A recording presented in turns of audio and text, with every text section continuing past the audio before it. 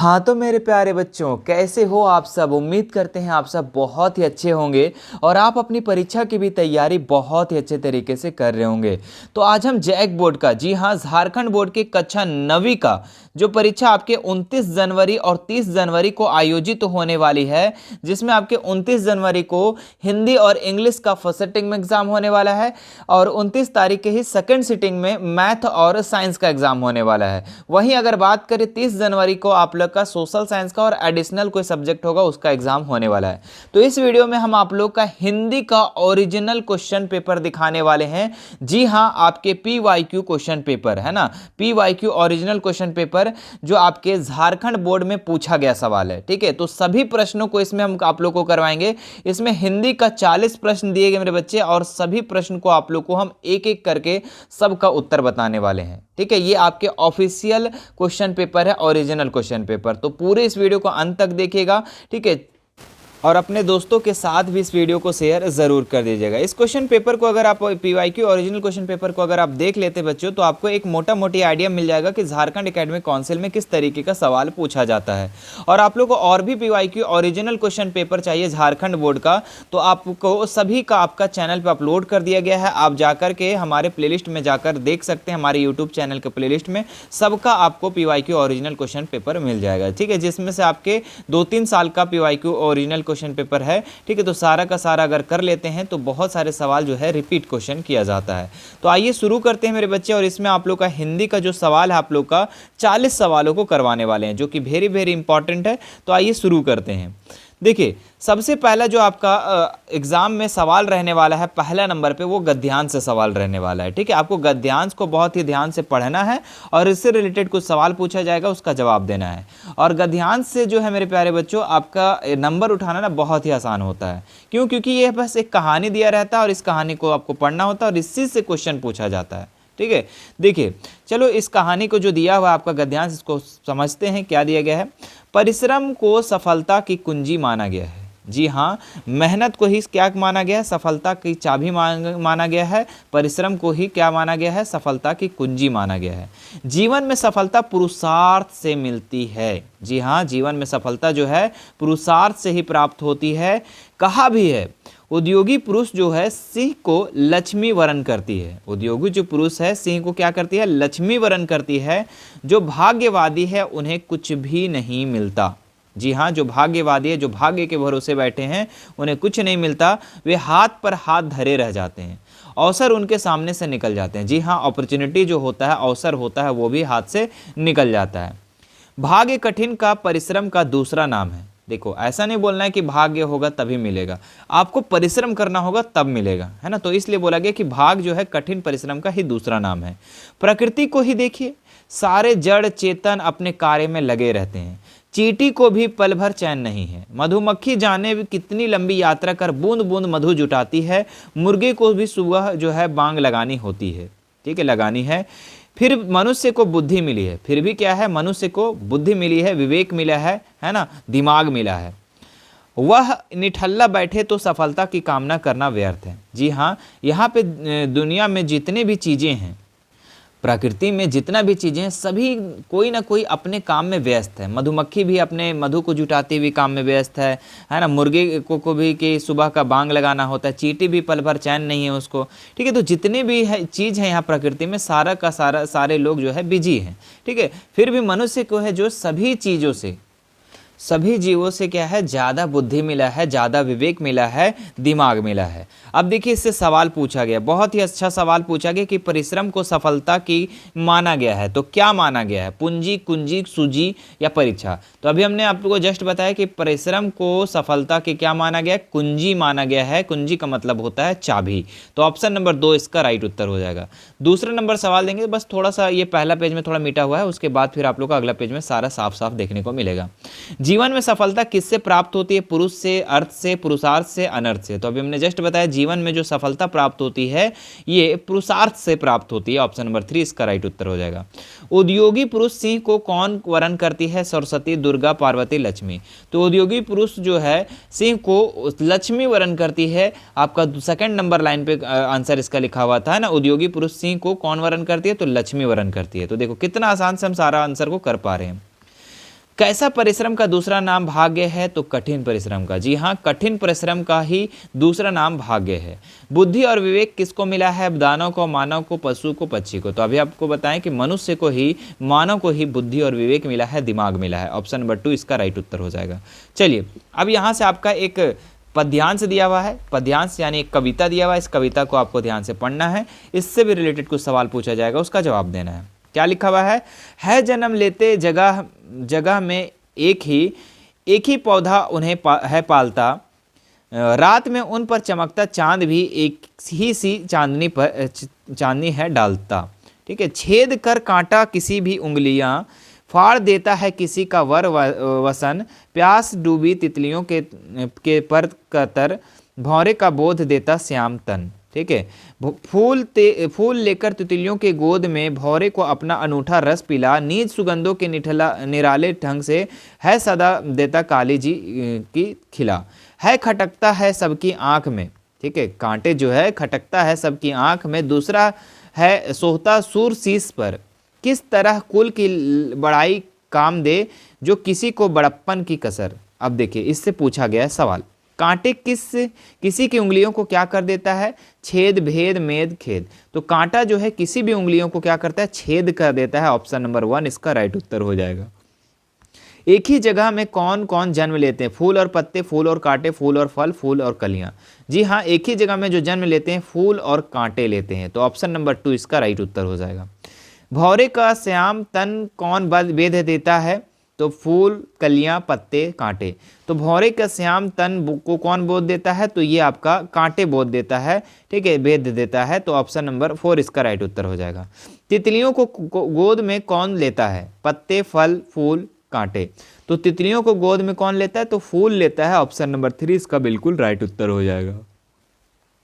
सबकी आंखें में कौन खटकता है? तो फूल, कांटे, फल, पत्ते। तो सबकी आंखों में जो खटकता है ये कांटे खटकता है। आगे देखिए, यहां से आपके व्याकरण से सवाल पूछा गया है। 11 से लेकर 20 तक आपका व्याकरण है। चलिए ध्यान से हम लोग सभी व्याकरण को पढ़ते हैं। सुपुत्र शब्द में किस उपसर्ग का प्रयोग हुआ है? देखिए, उपसर्ग का मतलब होता है जो शब्द के पहले लगा है। तो सुपुत्र में जो है, सुपुत्र का सबसे पहला पद क्या है? पहला जो उपसर्ग है ये क्या है? सु है। तो सु इसका राइट उत्तर हो जाएगा। ऑप्शन नंबर 1 है ना। सुपुत्र का उपसर्ग क्या हो जाएगा? सु हो जाएगा। अपनापन में किस प्रत्यय का प्रयोग हुआ है? तो देखिए, प्रत्यय जो होता है ये शब्द के लास्ट में लगता है। तो अपनापन, लास्ट में क्या आ रहा है? पन। पन क्या आ रहा है? पन। तो पन आ रहा है, यानी कि ऑप्शन नंबर 2 इसका राइट उत्तर हो जाएगा। 12 का पन। ठीक है, 12 क्या हो जाएगा? पन। अपनापन में किस प्रत्यय का प्रयोग हुआ है? तो पन का हुआ है। आगे देखते हैं नेक्स्ट सवाल। सूर्य का सही पर्यायवाची शब्द है दिनकर, निशाकर, निशाचर, अवनी। तो सूर्य का पर्यायवाची शब्द जो है आपका दिनकर है ना। तो ऑप्शन नंबर 1 इसका राइट उत्तर हो जाएगा। आगे देखते हैं नेक्स्ट सवाल जो दिया गया है आपका 14 नंबर, कि मैं कहता हूं वाक्य में ने प्रसर्ग का प्रयोग कौन सा परिवर्तन होगा, है ना। तो यहाँ पे आपको देखना है ने का सही प्रयोग कहाँ हुआ है। तो मैंने कहता हूँ, गलत बोल रहा है भाई। मैंने कह रहा हूँ, ये भी गलत है। मैंने कहा है, मैंने कही है। तो ऑप्शन नंबर 3 इसका राइट उत्तर हो जाएगा, है ना। मैंने कहा है। चलिए आगे की सवाल देखते हैं हम लोग। कुल शब्द युग्म का सही अर्थ क्या है? तो एक कुल का मतलब होता है योग करना, बोलते हैं ना कुल कर दो, कुल कर दो, तो यानी योग। और एक कुल का मतलब होता है किनारा। तो ऑप्शन नंबर 1 इसका राइट उत्तर है। कुल का शब्द का सही अर्थ जो है आपका योग और किनारा। परिश्रमी लड़के परीक्षा में सफल होते हैं, रचना के आधार पर वाक्य भेद बताएं। तो परिश्रमी के लड़के परीक्षा में सफल होते हैं, ये तो सरल वाक्य है, सिंपल। इसमें कुछ तो ना और लगा, ना तथा लगा है, ना आश्रित वाक्य है। तो ऑप्शन नंबर 3 इसका राइट उत्तर हो जाएगा 16 नंबर का। चलिए आगे देखते हैं। सूर्योदय हुआ और उजाला छा गया, रचना के आधार पर यह कौन सा वाक्य है? तो सूर्योदय हुआ और उजाला, और लग गया, ये यानी संयुक्त वाक्य है ना। क्या हो जाएगा? संयुक्त वाक्य, ऑप्शन नंबर 2। हर मनुष्य में डैश गुण होने चाहिए। तो मानव का क्या होना चाहिए? मानव का विशेषण बनाकर अगर करें तो मानवीय गुण होना चाहिए। तो मानवीय यहाँ पे जो सही लिखा हुआ है कौन सा? तो ऑप्शन नंबर 4। जी हाँ, मानवीय जो होगा इस तरीके से होगा, मान हर सही दुर्गही में वीय, है ना, मानवीय, ऑप्शन नंबर 4। बाकी आपका ये मानवीय गलत लिखा हुआ, ये मानवीय गलत लिखा हुआ, ये मानी गलत लिखा हुआ है। संतरा मीठा है, इस वाक्य में विशेषण का उदाहरण दे। तो संख्यावाचक, परिमाणवाचक, सार्वनामिक गुणवाचक। तो संतरा जो मीठा है ये किस प्रकार का वाक्य है, तो ये आपका गुणवाचक हो जाएगा, क्योंकि यहाँ पे संतरा को दिखा रहा है कि ये कौन सा इसका गुण है, मीठा है, खट्टा है ना, जो भी है, तो ये गुण को बताता है। संतरा के क्या को बता रहा है, गुण को बता रहा है। 9 2 11 होने के मुहावरे का सही अर्थ क्या है, बहुत ही आसान सवाल पूछा है, तो भाग जाना। जी हाँ, 9 2 11 होना यानी भाग जाना, ऑप्शन नंबर 3 इसका राइट उत्तर हो जाएगा। आगे देखते हैं, यहाँ भी आपका पद्यांश दिया हुआ है और पद्यांश को पढ़ना है, इससे रिलेटेड सवाल पूछा गया, उसका जवाब देना है। मान सरोवर सुभर जल हंसा केली कराही, मुक्ता फल मुक्ता चुंगे अब उड़ी अनत न जाही, प्रेमी ढूंढत मैं फिरे प्रेमी मिले न कोई, प्रेमी को प्रेमी मिले सब इस अमृत ओही, हस्ती चढ़िए ज्ञान जव कौ सहज दुलीचा डारी, स्वान रूप संसार का भूकन दे झक मारी। अब देखिए यहाँ से ये जो कविता लिया गया है, ठीक है, ये जो कविता है इसके पद्यांश के कवि कौन है ये आपको बताना है। तो इस कविता के जो कवि है ना, ये कबीर दास है, ऑप्शन नंबर 3 इसका राइट उत्तर हो जाएगा। मानसरोवर क्या है, तो मानसरोवर पर्वत है, नदी है, झरना है, झील है। तो मानसरोवर जो है बच्चों ये आपका झील है, ठीक है, और ये मानसरोवर जो है ना बौद्ध धर्म के लिए और क्या है, हिंदू धर्म के लिए पवित्र झील है। ऑप्शन नंबर 4 इसका राइट उत्तर हो जाएगा। ये भी आप लोग को हम पहले शायद बता चुके थे। आगे देखते हैं हम लोग, मुक्ता फल का क्या अर्थ है। मुक्ता फल का क्या अर्थ है, मोती, मूंगा, चांदी, नीलम। तो मुक्ता फल का अर्थ होता है मोती, ऑप्शन नंबर 1 इसका राइट उत्तर हो जाएगा। प्रेमी शब्द का प्रयोग हुआ है 2 बार, 3 बार, 4 बार, 5 बार। तो प्रेमी शब्द का जो प्रयोग हुआ है यहाँ पर इस कविता में, तो 4 बार, ऑप्शन नंबर 3 इसका राइट उत्तर है। संसार किस रूप में है, कुत्ता, बिल्ली, खरगोश, घोड़ा। तो संसार जो है किस रूप में है, तो ये कुत्ता के रूप में है, तो ऑप्शन नंबर 1 इसका राइट उत्तर हो जाएगा। चलिए अब यहाँ से देखिए क्या पूछा गया है, आपके बुक से सवाल पूछा गया है, तो उसको आप ध्यान से देखेंगे और प्रश्न को उत्तर देंगे। सवाल पूछा गया है कि कबीर की रचनाओं का प्रमाणिक संग्रह कौन है। सखिया, पद, बीजक, कबीर रचनावली। तो कबीर की रचना का प्रमाणिक जो यहाँ पे संग्रह है उसको बीजक कहा जाता है, ऑप्शन नंबर 3 इसका राइट उत्तर हो जाएगा। कबीर कैसा संत है, सन्यासी, सदगृहस्थ, गृहस्थ, ब्रह्मचारी। तो कबीर जो थे सदगृहस्थ थे, है ना, सदा गृहस्थ थे, तो ऑप्शन नंबर 2 इसका राइट उत्तर हो जाएगा। आगे देखते हैं, कबीर दास किस काल के कवि थे।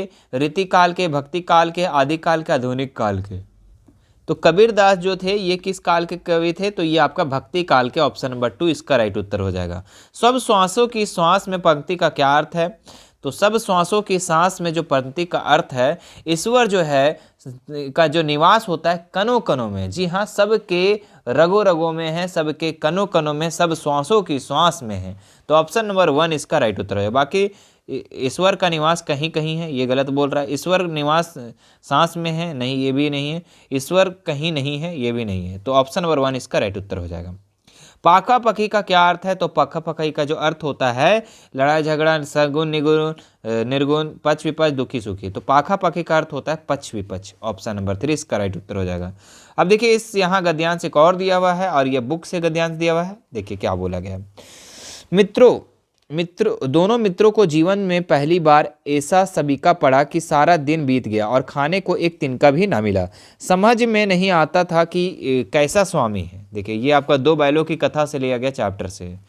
तो फिर गया फिर भी अच्छा था। यहाँ कई भैंसें थी, कई बकरियाँ, कई घोड़े, कई गधे, और पर किसी के सामने चारा ना था। जब जमीन पर मुर्दों की तरह पड़े थे, कई तो इतने कमजोर हो गए थे कि खड़ी भी ना हो सक रहे थे। ठीक है, सारा दिन दोनों मित्र फाटक की ओर टकटकी लगाए रहे और कोई चारा लेकर आता ना दिखाई दिया। तब दोनों ने दीवार के नमकीन मिट्टी चाटनी शुरू की और इससे क्या तृप्ति हुई। अब देखिए यहाँ पर इस गद्यांश जो है ये किस पाठ से लिया गया, तो 2 बैलों की कथा से लिया गया है, इनके जो लेखक कौन है, प्रेमचंद्र है। दोनों मित्र क्या थे, तो दोनों मित्र बैल थे, ऑप्शन नंबर 1 इसका राइट उत्तर हो जाएगा। सबीका का क्या अर्थ है, तो सबीका का अर्थ होता है सरोकर, है ना, क्या होता है, सरोकर, ऑप्शन नंबर 3 बिल्कुल इसका राइट आंसर हो जाएगा। दोनों मित्र को कहाँ बांध दिया गया था? तो झोपड़ी में, मकान में, मचान में, कांजी हाउस में। जी हाँ, दोनों मित्रों को, दोनों बैलों के कांजी हाउस में बांध दिया गया था। ऑप्शन नंबर 4 इसका राइट उत्तर हो जाएगा।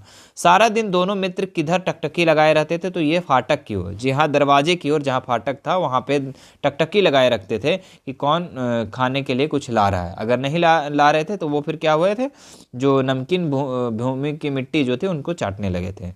तिब्बत में सबसे खतरों की जगह को क्या कहा जाता है? डाडे, ढाडे, बाड़े, डांडे। तो डांडे बोला जाता है। तिब्बत में जो सबसे खतरे की जगह को क्या बोला जाता है? डांडे कहा जाता है। लहासा की ओर पाठ किस प्रकार का पाठ है? तो कहानी, निबंध, यात्रा वृत्तांत, एकांकी। ठीक है, तो ये यात्रा वृत्तांत है। कैसा है? तो यात्रा वृत्तांत।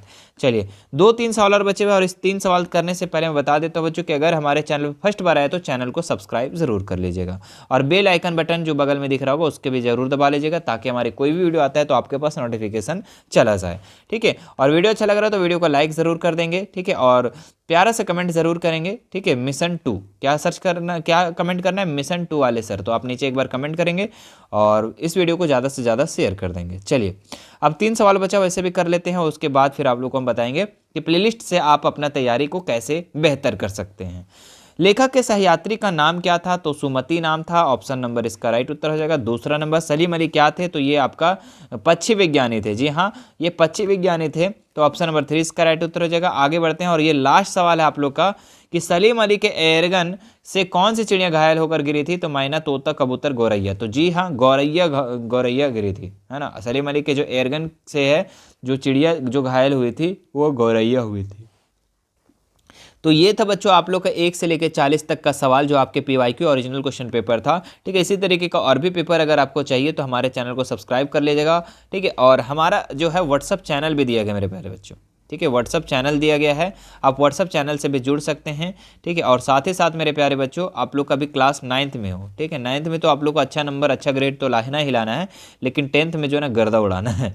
तो गर्दा उड़ाना है तो आप हमारा एप्लीकेशन मिशन 2 वाले सर जो है एप्लीकेशन को डाउनलोड कर लीजिए। बहुत ही जल्द आप लोग का कोर्सेस लॉन्च होने वाली है, और लॉन्च होगा उसके बाद फिर आप लोग का पढ़ाई जो है कंटिन्यूअस शुरू कर दिया जाएगा, जिसमें से आप बच्चे जितने भी यहाँ पे पिछले बार तो हज़ारों की संख्या में बच्चे ज्वाइन करके पढ़े हैं, तो इस बार भी अगर आप लोग चाहते हो, पढ़ना चाहते हो बढ़िया से, ठीक है, तो आप लोग के लिए कोर्स लॉन्च बहुत ही जल्द हो रहा है। और वहाँ पे बच्चे अभी भी एडवांस बुकिंग चल रहा है, यहाँ एडवांस बुकिंग तो नहीं स्टार्ट हुआ है, लेकिन हाँ बच्चे मैसेज बहुत कर रहे हैं कि सर जो कोर्स होगा लॉन्च कब होगा। ठीक है, तो आप लोग भी कोर्स लॉन्च जैसे होता है, कम समय मिलता है आपको, जितना जल्दी से जल्दी हो सकता है आप कोर्स में ज्वाइन कीजिए।